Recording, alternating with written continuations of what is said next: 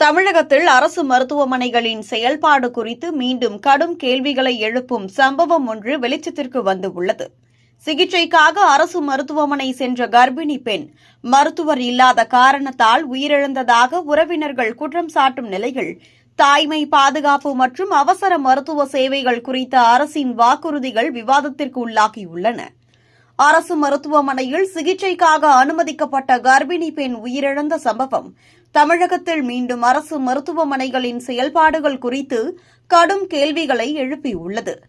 சம்பவ நேரத்தில் மருத்துவர் இல்லை என்பதே உயிரிழப்புக்கு காரணம் என உறவினர்கள் குற்றம் சாட்டும் நிலையில், அரசு மருத்துவமனைகளில் பணியாளர் பற்றாக்குறை மற்றும் நிர்வாக அலட்சியம் தொடர்வது வெளிப்படையாகியுள்ளது.